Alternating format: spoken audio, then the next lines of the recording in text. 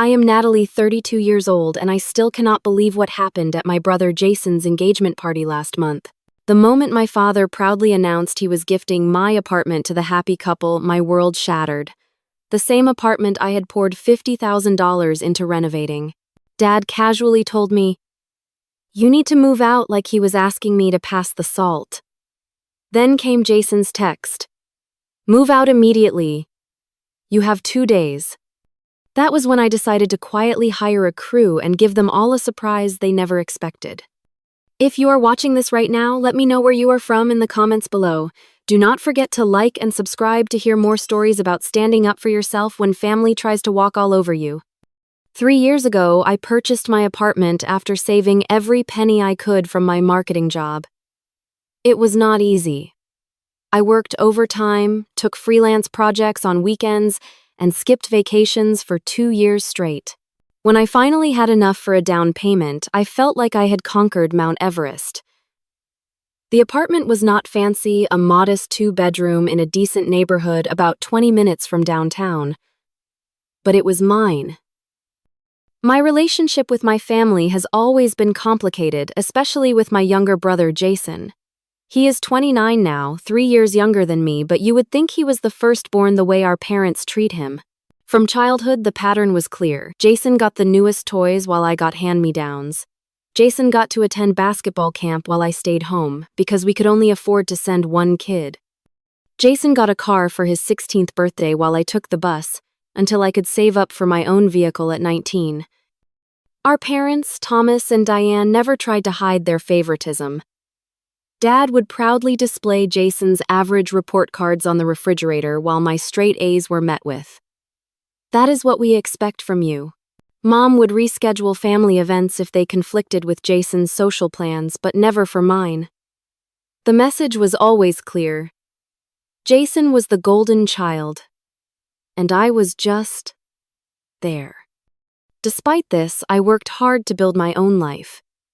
After college, I landed a job at a digital marketing agency and slowly climbed the corporate ladder. By 29, I had saved enough for a down payment on my apartment.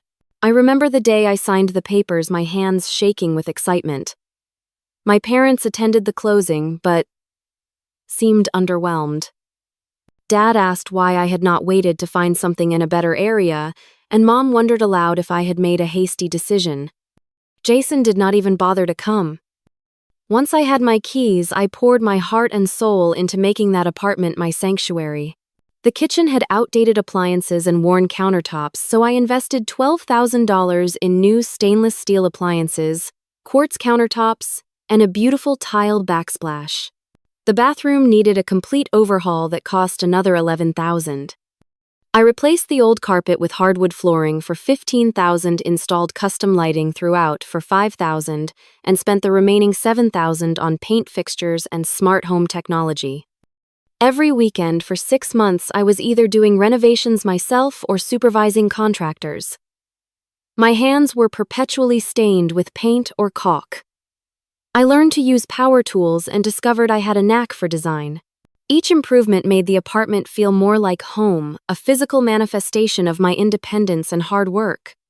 When the renovations were complete, I hosted a small housewarming party. My parents came and even Jason showed up briefly. Dad walked through the apartment with a critical eye, pointing out flaws in the workmanship that only he could see. Mom commented that the color scheme was a bit much for her taste. Jason barely looked around before planting himself on my new couch and asking if I had any beer. Despite their lukewarm reaction, I was proud. This space was mine, created with my vision, my money, and my sweat. Friends and coworkers complimented the transformation, some even asking for design advice for their own homes. The apartment became my haven, the place where I could truly be myself. I maintained contact with my family despite our complicated relationship. Sunday dinners at their house once a month, holiday gatherings, occasional family outings. I made efforts because despite everything, they were still my family. I even gave them a spare key to my apartment in case of emergencies, a decision I would come to regret deeply. "You never know when you might need help," Mom had said when she asked for a key. "What if you lock yourself out or need someone to water your plants when you are away?" It seemed reasonable at the time. I trusted them with access to my home because I never imagined they would betray that trust so completely. My relationship with Jason remained distant but cordial. He would occasionally text to ask how I was doing or to share news about his life. When he started dating Melissa 2 years ago, I made an effort to get to know her. She seemed nice enough if a bit entitled. She came from a wealthy family and had certain expectations about lifestyle that I noticed Jason struggling to meet. I saw how he began to wear more expensive clothes, traded in his car for a fancier model, and talked about neighborhoods where they might live someday that were well beyond his budget as an accountant. I should have seen the signs. The way he looked around my renovated apartment with new interest when he visited. The questions about property values in my building. The comments about how Melissa would love my kitchen design. But I was blind to it, still hoping that someday we might develop the sibling relationship I had always wanted. The invitation to Jason and Melissa's engagement party arrived in my mailbox on a Tuesday afternoon. Embossed silver lettering on heavy cream cardstock announced the celebration would be held at Melissa's parents' country club in 3 weeks. I texted Jason my congratulations and began thinking about what to wear and what gift to buy. The day of the engagement party arrived with perfect weather, warm sunshine, and clear blue skies. I dressed carefully in a navy blue cocktail dress, applied subtle makeup, and drove to the country club. The ballroom was decorated with thousands of dollars worth of flowers, twinkling lights, and elegant table settings. About 100 guests mingled, sipping champagne and sampling hors d'oeuvres carried by uniformed servers. I spotted my parents near the front of the room, my mother in an expensive new dress and my father in a tailored suit. They greeted me with quick hugs before turning back to their conversation with Melissa's parents. I wandered through the crowd, exchanging pleasantries with relatives and meeting Melissa's friends and family. Jason and Melissa made their grand entrance about an hour into the party. She looked radiant in a designer dress, her diamond engagement ring catching the light as she waved to guests. Jason beamed beside her, looking happier than I had seen him in years. I felt a genuine surge of joy for my brother despite our complicated relationship. After dinner was served and dessert plates cleared away, my father stood and tapped his glass for attention. The room quieted as he began his speech, praising Jason's accomplishments and welcoming Melissa to the family. He spoke about the importance of family support and how excited he and Mom were about this new chapter in Jason's life. And to show our support, Dad continued, his voice ringing through the ballroom, "Your mother and I want to give you both a special gift to start your married life together." He paused dramatically. "We are giving you Natalie's apartment as your first home." The room erupted in applause. I sat frozen, certain I had misheard. My apartment, the one I had bought with my own money, the one I had poured $50,000 and countless hours into renovating. "It is in a great location," Dad continued, "and already beautifully renovated. You can move in right after the wedding." My chest tightened as I struggled to breathe. Around me, guests murmured appreciatively about my parents' generosity. Melissa clapped her hands in delight, while Jason smirked in my direction. Not once did anyone acknowledge that this gift was actually my property, not my parents'. When the speech ended and conversation resumed, I made my way through the crowd toward my parents, my legs shaking with each step. "What was that about?" I asked quietly when I reached them, trying to keep my voice steady. "Oh, Natalie is not it wonderful," Mom said. "Jason and Melissa need a place to start their married life, and your apartment is perfect." "But it is my apartment," I said, my voice rising slightly. "I bought it with my money. I renovated it with my savings." Dad frowned. "Do not make a scene," he said sternly. "We can discuss this later." "Discuss what? How you just gave away my home without even talking to me first." "You need to move out," Dad announced casually, as if he were commenting on the weather. "Jason and Melissa will need time to settle in before the wedding." I stared at him in disbelief. "You cannot be serious. You cannot give away something that does not belong to you." "We thought you would be happy to help your brother," Mom said, looking around nervously to see if anyone was watching our exchange. "You have a good job. You can find another place." I felt like I had stepped into some alternate reality where nothing made sense. How could they possibly think this was acceptable? How could they believe they had the right to give away my property? The remainder of the party passed in a blur. I maintained my composure, somehow smiling mechanically when introduced to Melissa's relatives, picking at the elaborate cake during toasts, and even managing to congratulate the happy couple before slipping out early. As soon as I reached my car, the tears I had been holding back all evening spilled over. I sat in the parking lot for nearly 30 minutes trying to process what had happened. How could my own parents do this to me? How could they so casually dismiss my hard work, my investment, my home? When the guests had departed and only family remained, I confronted my parents again, this time with Jason and Melissa present. "I need to understand what is happening here," I said firmly. "That apartment is in my name. I paid for it. You have no legal right to give it away." "We thought you would want to help your brother start his married life," Mom repeated. "By becoming homeless myself. By giving up everything I have worked for." "Do not be so dramatic," Dad scoffed. "You make good money. You can rent until you find another place." "Jason needs it more than you do," Mom added. "He is starting a family." "He is not even married yet," I exclaimed. "And even if he were, that would not entitle him to my property." Jason put his arm around Melissa. "We have already told our friends we will be living there. Melissa has ideas for redecorating already." "Redecorating? I just spent $50,000 renovating that apartment." "And it looks lovely," Melissa said with a dismissive wave. "But I will need to make it our own, you understand." I looked from one face to another, searching for any sign of understanding, any acknowledgement of how wrong this was. There was none. "This is not happening," I said finally. "I am not giving up my apartment. Period." My father's face hardened. "You have always been selfish, Natalie. Always thinking only of yourself. This is about family." "Family does not steal from each other," I responded, my voice shaking. As I drove home that night, my phone buzzed with a text message from Jason. "Move out immediately. You have 2 days."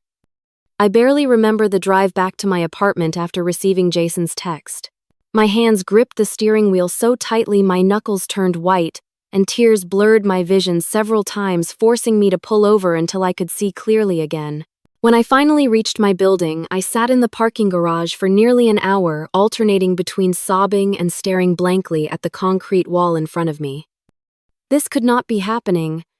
There had to be some mistake, some misunderstanding that could be cleared up with a rational conversation. But deep down, I knew better. The look in my father's eyes, the entitlement in Jason's voice, my mother's dismissal of my concerns, these were not signs of a misunderstanding. This was a deliberate act of betrayal by the people who should have protected me. When I finally made it up to my apartment, I walked through each room, slowly touching the countertops I had selected, so carefully running my fingers along the hardwood floors I had installed, adjusting the custom light fixtures I had chosen to create the perfect ambiance. Every corner of this space represented my hard work, my dreams, my independence. And now my family wanted to take it all away with no consideration for what it meant to me. The shock began to give way to anger, a slow burning fury that built with each passing moment. Who did they think they were? What gave them the right to dispose of my property as if I were a child and they were the adults making decisions for my own good? I was 32 years old, a successful professional who had earned everything I owned through my own efforts. I pulled out the folder containing all the documents related to my apartment purchase. The mortgage was in my name alone. The deed listed me as the sole owner. My parents had no legal right to give my apartment to anyone. I began researching property laws in our state, confirming what I already knew: no one could force me to surrender my home. After several attempts to call my parents went straight to voicemail, I sent a carefully worded text message. "I need to speak with you both about what happened tonight. The apartment is legally mine. You cannot give it away without my consent, which I do not give. Please call me so we can discuss this rationally." No response came. Not that night, not the next morning. By noon the following day, I was equal parts worried and furious. I tried calling again, only to discover they had blocked my number. An email received no response either. They were simply ignoring me, as if by refusing to engage, they could make me surrender to their demands. I called my best friend Ashley in tears. They just announced it at the party, Ash, like it was their apartment to give away, like I do not even matter. That is absolutely insane, Ashley responded, her voice tight with anger on my behalf. They cannot do that. It is your apartment. Your name on the deed. Jason texted me saying, I have 2 days to move out. 2 days? Where am I supposed to go? What about all my things? You are not going anywhere, Ashley said firmly. This is your home. They have no right to kick you out legally or morally. But what do? They will not even talk to me. You stand your ground. You do not leave. And if necessary, you get legal help. After talking with Ashley, I felt slightly calmer, more resolved. I would not be bullied out of my own home. I would not allow my family to steamroll over my rights simply because they had always prioritized Jason's needs above mine. That resolve was tested when more texts arrived from Jason throughout the day. We need you out by Friday. Melissa wants to start measuring for new furniture. Make sure you leave the place clean. Melissa has allergies. Dad says if you are not out by Friday, he will come help you pack. Each message increased my determination not to give in to their outrageous demands. This was not just about an apartment anymore. It was about standing up for myself after a lifetime of being pushed aside for Jason's benefit. That evening, I encountered my neighbor Susan in the hallway. She looked at me with surprise. Oh, Natalie, I thought you might have already moved out. Your brother was telling everyone yesterday that he and his fiancée are moving in this weekend. He introduced himself to several of us when he was here measuring the windows. My stomach dropped. He was in my apartment measuring windows. Susan nodded. Yesterday afternoon. He had a key. I assumed you knew. The violation of my privacy sent a fresh wave of anger through me. They had used the spare key I had given them for emergencies to enter my home without permission to plan their takeover while I was at work. The betrayal cut deep. I thanked Susan and went inside, immediately changing my locks. The locksmith gave me curious looks as I explained the situation, but completed the work without comment, handing me the new keys with a sympathetic nod. That night, I barely slept. My mind raced through every possible scenario, every potential approach to resolving this nightmare. By morning, I had made my decision. I would not move out. I would not give in. And I would not simply wait for the next move in this twisted game my family was playing. It was time to take action. If they wanted to play hardball, they would discover I was no longer the compliant daughter willing to sacrifice her own needs for family harmony. They had pushed me too far, and now they would face the consequences of their actions. The morning after changing my locks, I called in sick to work for the first time in 3 years. This situation required my full attention, and I could not focus on marketing strategies while my home was under threat. My boss was understanding, telling me to take the time I needed. If only my family could show the same consideration. My first step was to contact a lawyer. I searched for attorneys specializing in property law and family disputes, finding Michael Reynolds, who had excellent reviews and could see me that same day. His office was downtown in a sleek high-rise, his manner professional but compassionate as I explained my bizarre situation. Let me get this straight, Michael said, leaning forward in his chair. Your parents publicly gifted your apartment to your brother at his engagement party. Despite having no legal ownership of the property, yes, I confirmed. The apartment is solely in my name. I purchased it 3 years ago with my own money, renovated it with my savings, and have made every mortgage payment myself. And now they expect you to vacate within 2 days.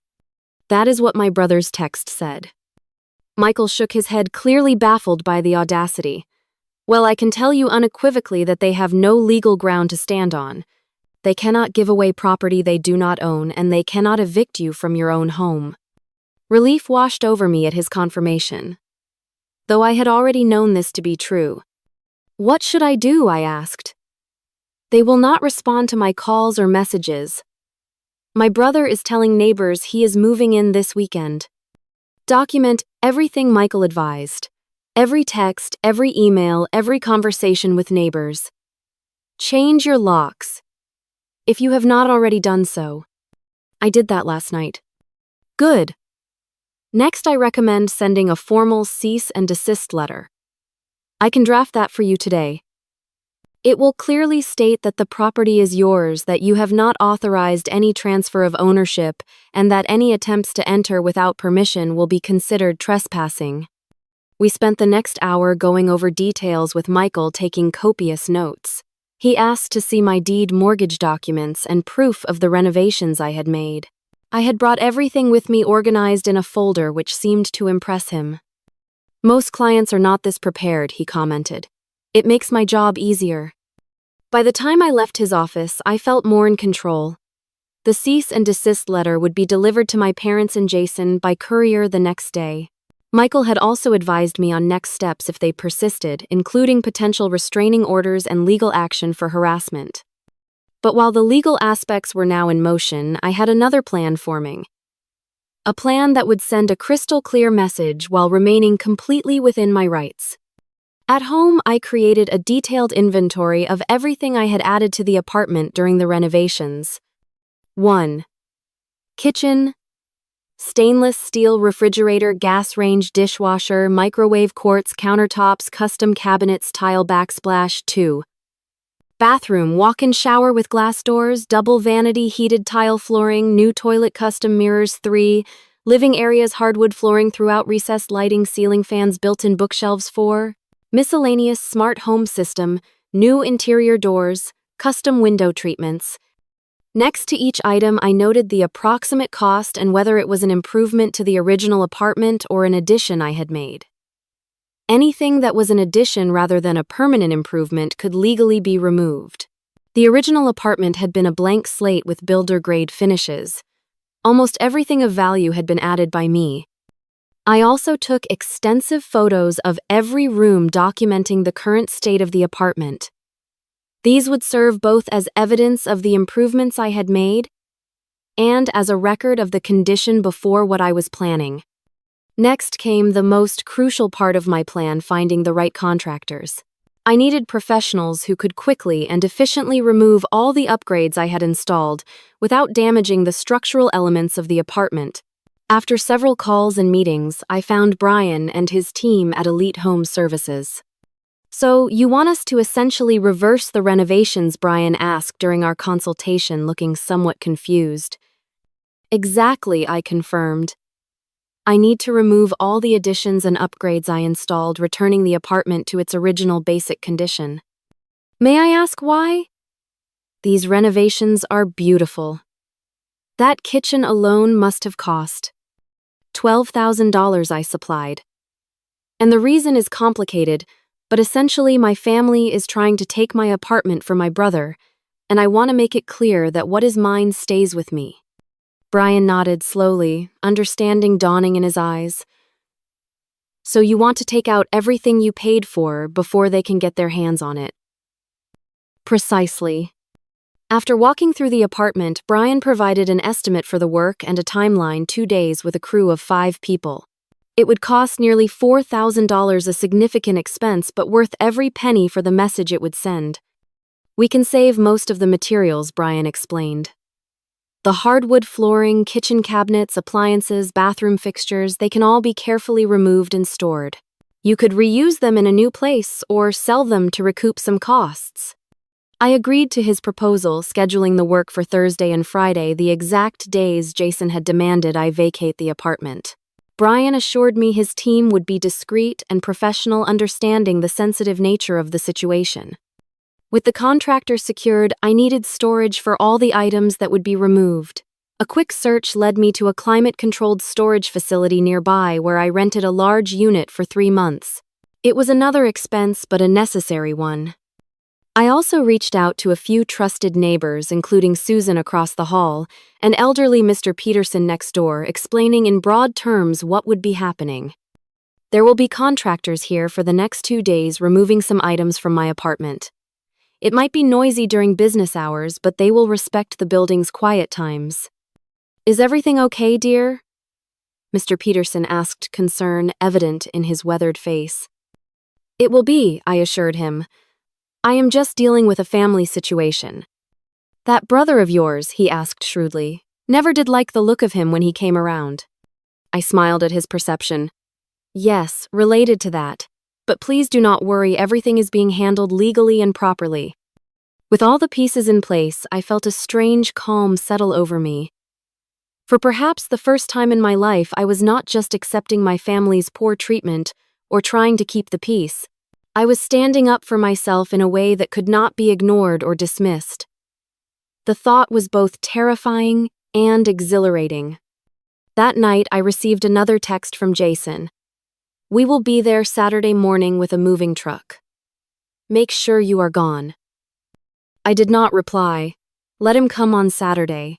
He would find an apartment, but not the one he expected. Brian and his crew arrived promptly at 7:30 in the morning on Thursday, their trucks pulling into the visitor parking spaces below my building. I had taken Thursday and Friday off work to oversee the process, wanting to ensure everything went according to plan. Brian greeted me with a firm handshake and introduced his team, all of whom looked capable and professional. We will start with the kitchen, Brian explained, as they brought in tools and protective materials. It is usually the most complex part of any removal job. I watched as they laid protective coverings over the areas they would be walking through, then began the meticulous process of disconnecting and removing the kitchen appliances. The stainless steel refrigerator was carefully unplugged, defrosted, and moved onto a dolly. The gas range was next, with one worker ensuring the gas line was properly capped off for safety. The dishwasher required some careful maneuvering to disconnect from the plumbing without causing leaks. As each appliance was removed, it was wrapped in protective blankets and taken down to a waiting truck where it would be transported to my storage unit. The kitchen began to look increasingly bare, reminding me of how it had appeared when I first bought the apartment. Next came the more complex task of removing the quartz countertops. These had to be carefully detached from the cabinets, a process that required precision to avoid damage. The custom cabinets followed, unscrewed from the walls and removed one by one.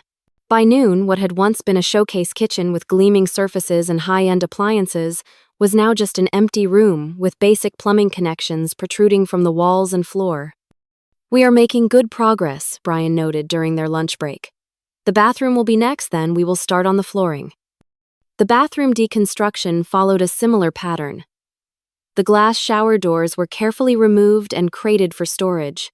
The double vanity with its custom mirrors was detached from the wall, the plumbing capped off safely. The heated tile flooring was more challenging to remove without damage, but Brian's team worked with impressive skill, preserving as much of the material as possible.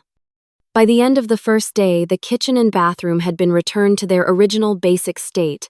Where luxury fixtures had once stood, there were now just the standard connections for plumbing and electricity.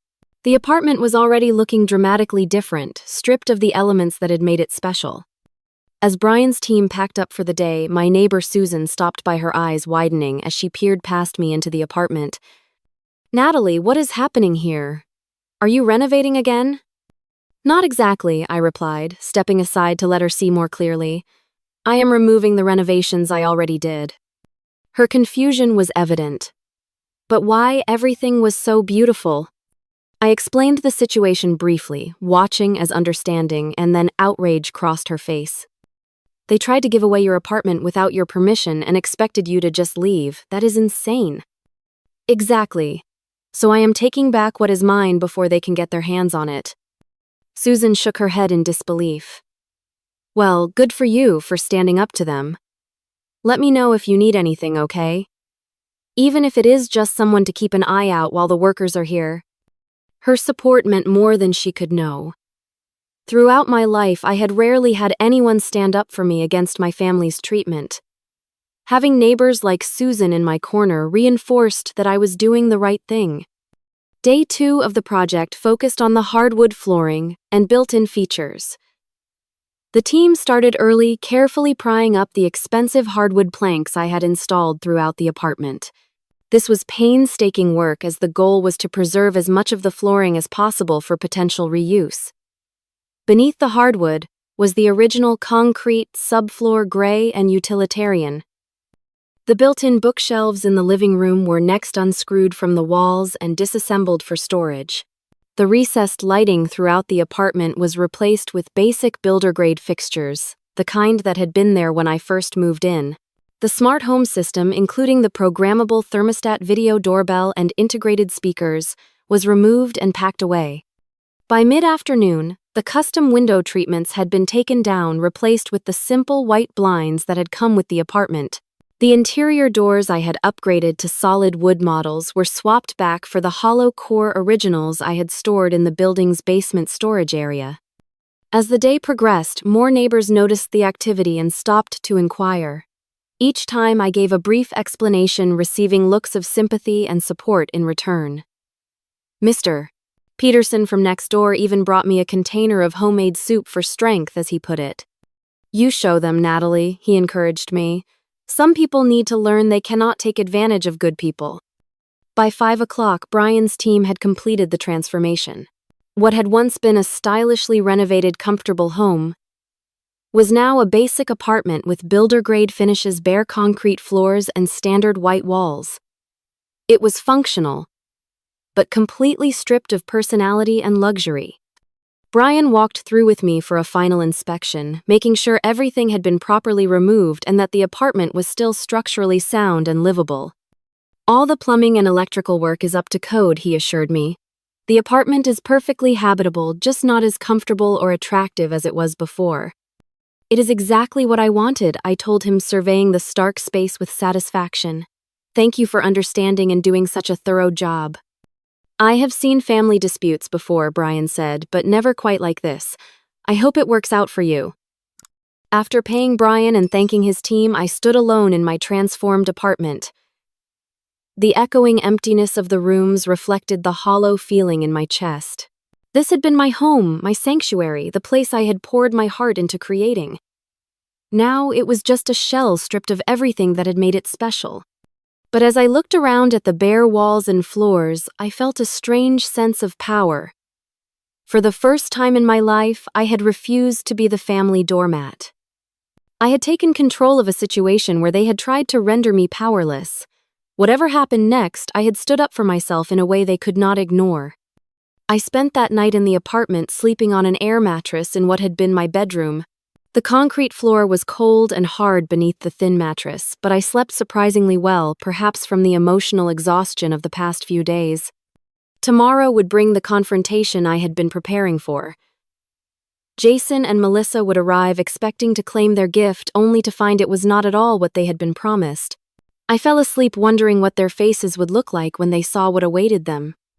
Saturday morning arrived with bright sunshine streaming through the windows, no longer filtered by the custom blinds I had installed.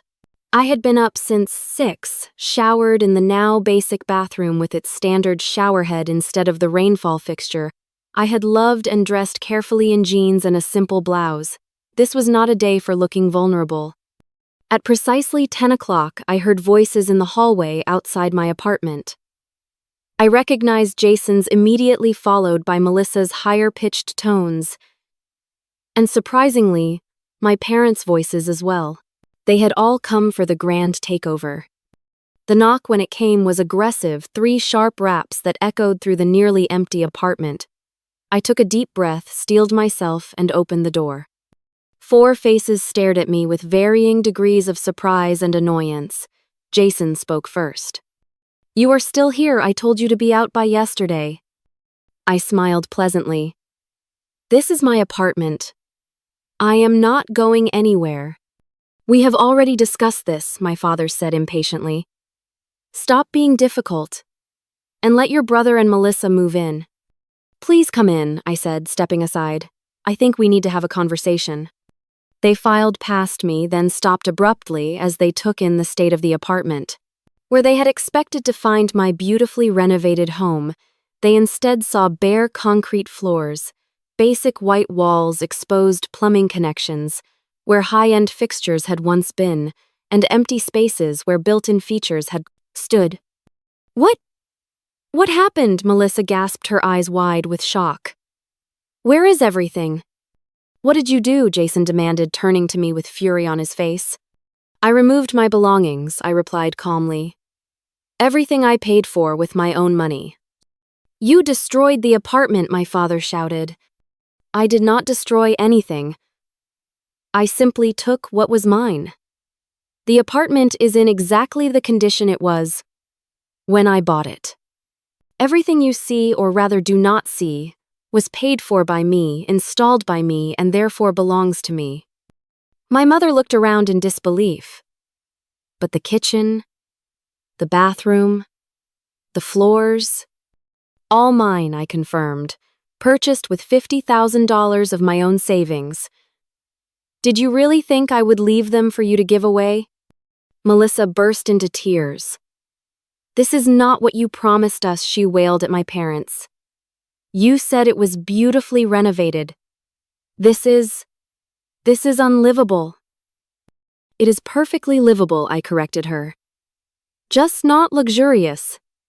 The electricity works, the water runs, the walls and roof are intact. It is a basic apartment, which is exactly what it was before I invested my money in improving it. Jason's face had turned an alarming shade of red. You did this on purpose, he accused.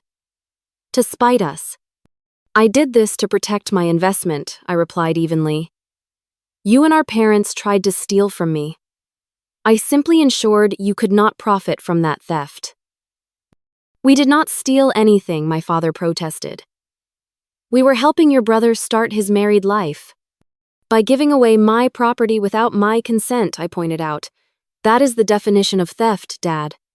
My phone chimed with a text message.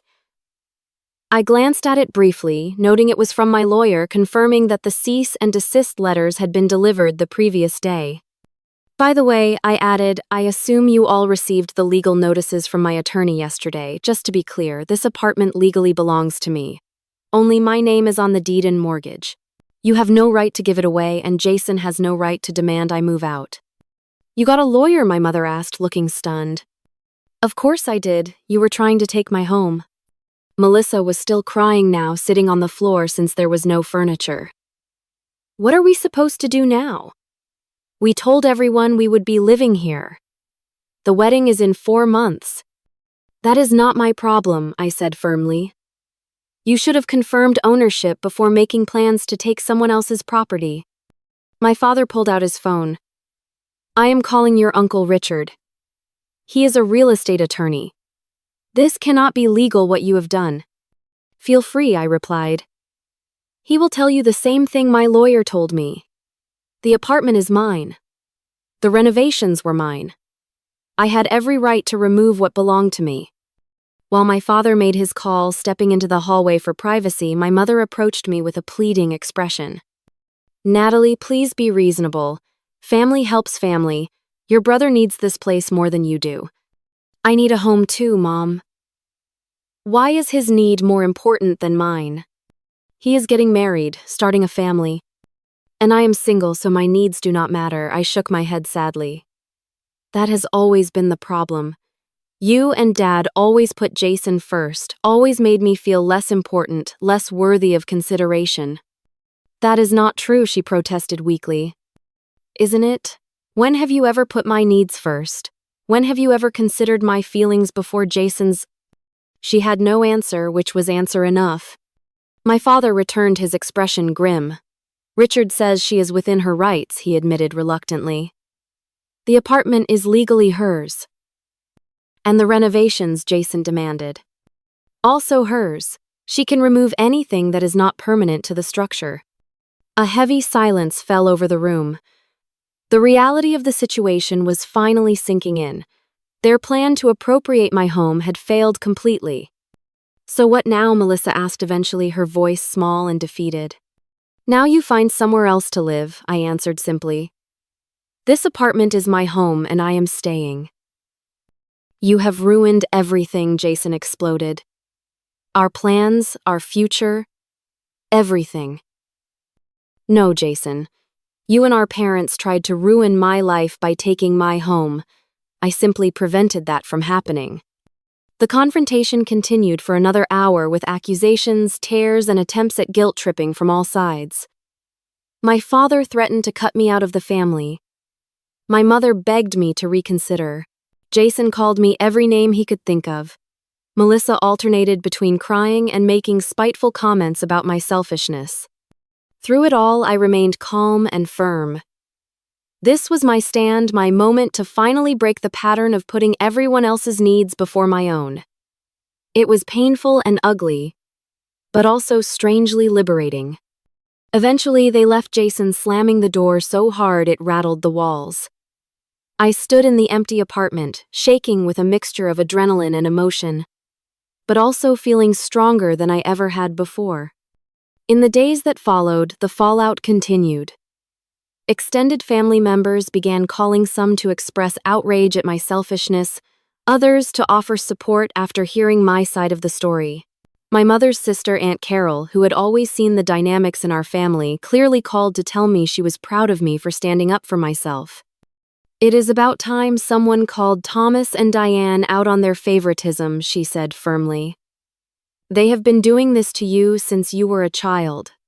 Jason and Melissa were forced to rent an apartment across town, far less impressive than they had planned on. According to family gossip, Melissa's parents were disappointed by the downgrade in living arrangements and had made their feelings known to my parents. The social embarrassment of having to explain why their gift had fallen through seemed to hit my parents harder than anything else. They had announced the apartment as a grand gesture in front of all their friends and Melissa's family, only to have to backtrack awkwardly when questioned about it later. For several weeks, I maintained minimal contact with my immediate family, responding to messages but declining invitations to family gatherings. I needed space to process everything that had happened and to adjust to my new reality, a basic apartment that would need to be renovated again and a family relationship fundamentally altered by conflict. But despite the challenges ahead, I felt a sense of peace I had never experienced before. For once in my life, I had refused to be sacrificed on the altar of Jason's wants. I had stood my ground, protected what was mine, and demanded the respect I deserved. Whatever came next, I would face it knowing I had that strength within me. 6 months have passed since that confrontation in my stripped-down apartment. So much has changed in that time, both in my physical surroundings and in my emotional landscape. The journey has been difficult, but ultimately healing in ways I never expected. After 2 months of living with concrete floors and basic fixtures, I made a decision it was time to move on, literally and figuratively. I put my apartment on the market, selling it in its basic state at a fair price to a young couple excited about the opportunity to customize it to their taste. The sale went through quickly, and I found myself looking for a new place to call home. My search led me to a townhouse in a quieter neighborhood slightly further from downtown, but with more space and a small backyard. It cost more than my apartment had, but with the money from the sale and what I had saved from not reinstalling all the renovations in my old place, I could afford the down payment. This new beginning felt right, a clean slate untainted by family drama. The process of healing emotionally has been more complex than finding new housing. In the immediate aftermath of the confrontation, I experienced a roller coaster of emotions, vindication and pride mixed with grief and doubt. Had I gone too far? Should I have handled things differently? These questions haunted me during sleepless nights. About a month after the incident, I received a surprising text from my mother. "Can we talk?"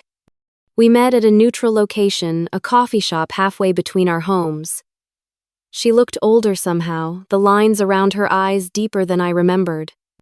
"I owe you an apology," she said after we had settled with our drinks. "What we did was wrong. We had no right to try to take your home." Her words stunned me. In 32 years, I could not recall my mother ever apologizing to me for anything substantial.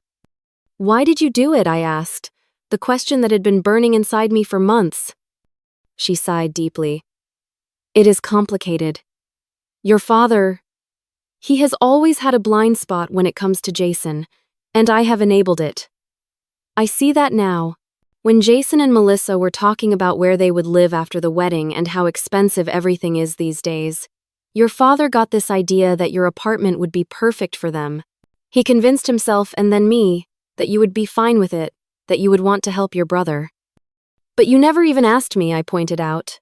"You just announced it publicly, trying to force my hand." I know, she admitted, looking down at her coffee. "That was cowardly.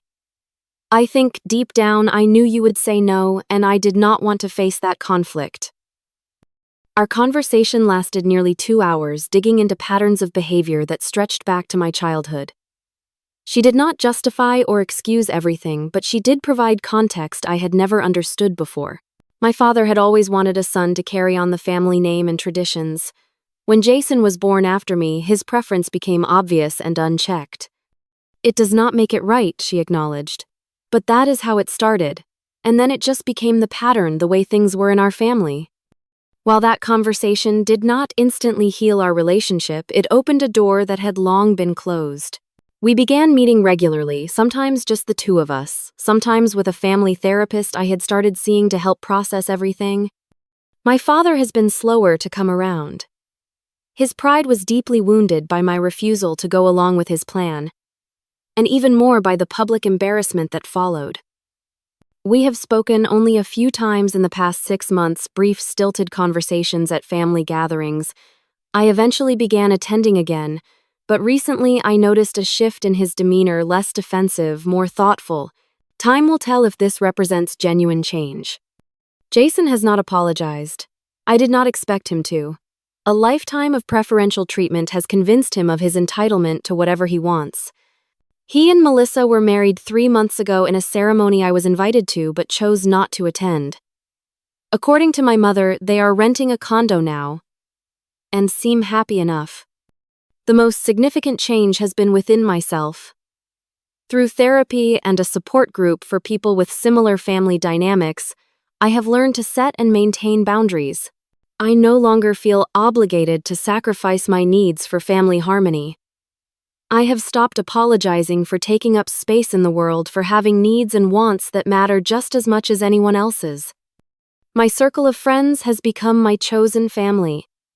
Ashley, who stood by me through the worst of this ordeal, has introduced me to her wider social group, people who value me for who I am, rather than what I can do for them. We have dinner together weekly, celebrate holidays as a chosen family, and support each other through life's challenges. My career has flourished as well.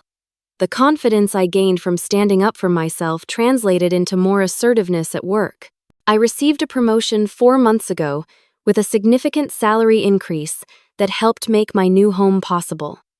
Sometimes I still marvel at how a painful crisis became the catalyst for so much positive change in my life. By refusing to be the family doormat any longer, I created space for authentic relationships based on mutual respect rather than obligation and guilt. The most profound lesson I have learned is that true family, whether biological or chosen, supports your growth and respects your boundaries.